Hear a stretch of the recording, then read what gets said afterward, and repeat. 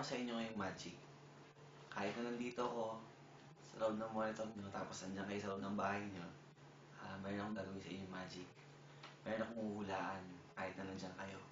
Basta kailangan sundin nyo lang maigi yung instructions na sasabihin ko. Tapos mamaya huhulaan ko yung sagot nyo. Okay? So makinig kayong maigi ha. Dahan-dahan ha. Dahan-dahan lang. Ngayon, pipili kayo ng number between 1 to 10. Okay? So, ibig sabihin, pipili kayo ng number between 1 to 10. Isa lang. Pili kayo sa mga number na yan. Okay? Tapos yung number na napili nyo, times nyo sa 9. Times, ha?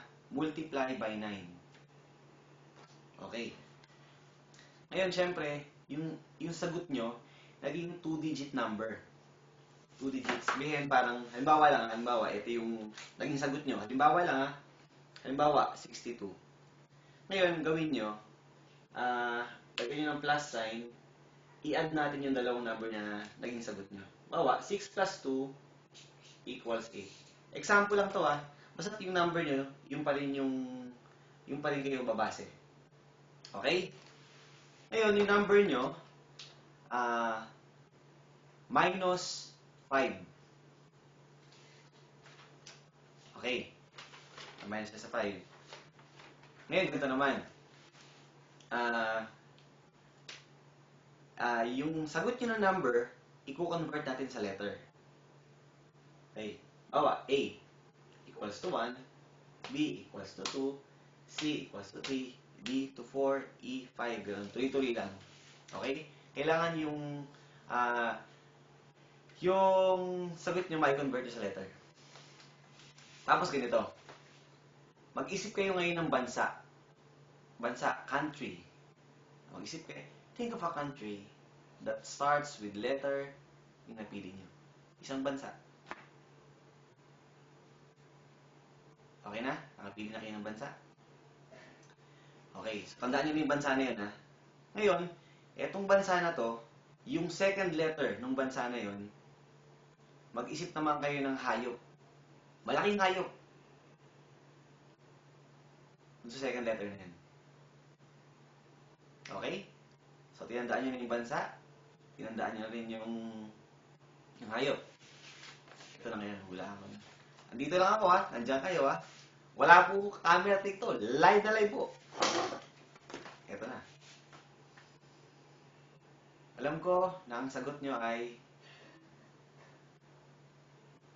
elephant sa bansang Denmark.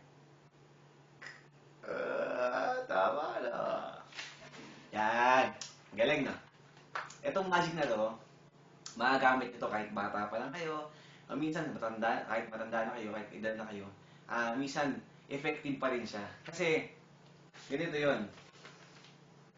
Basta sandali, yung ginawa kong video na to, gawin niyo lang sa iba, tapos automatic, yun din doon sila babagsak na bansa.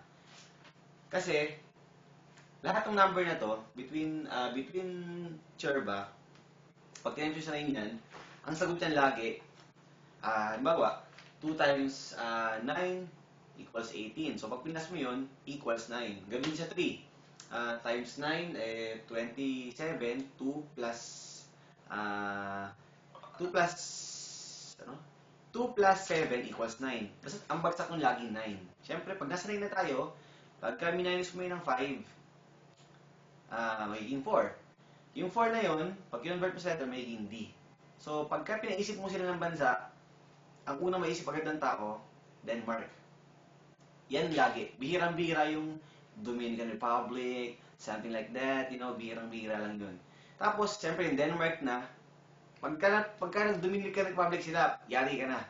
Kasi sigurado yun, ostrich yun. Dominican Republic tas ostrich. Pero bihira nangyayari yun, bihirang-bihira. Medyo kakaibang pag-iisip yung taong minanjikan nyo. So yung Denmark na yun, siyempre, ang second letter nun, letter E, di ba? Kailangan ma-interrupt nyo na agad yung tao dun sa isip nila yung eagle. Kasi meron eagle, may eel, may isa pa kami, Utah. Mga ganun pa yan, Utah. Yeah? Pero sobrang bihira nangyayari yun. So kailangan, Denmark, tapos letter E, di ba? Sabihin nyo agad, malaking hayop. Parang gray. Yan, di ba? So, elephant agad may isip nila. Ngayon, medyo kalagyan mo ng konting drama. Lagyan mo lang na parang, ano ko yun nasa isip mo? Elephant ng Denmark.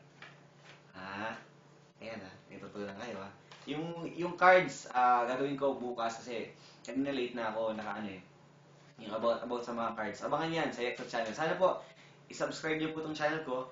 I-Excel channel, nandiyan po yung okay lang yan, tsaka yung smile, gumagawa po tayo ng short film. Tapos, lagi po akong magtulong ng ng mga magic. Yan lang po sa Excel channel. Thank you.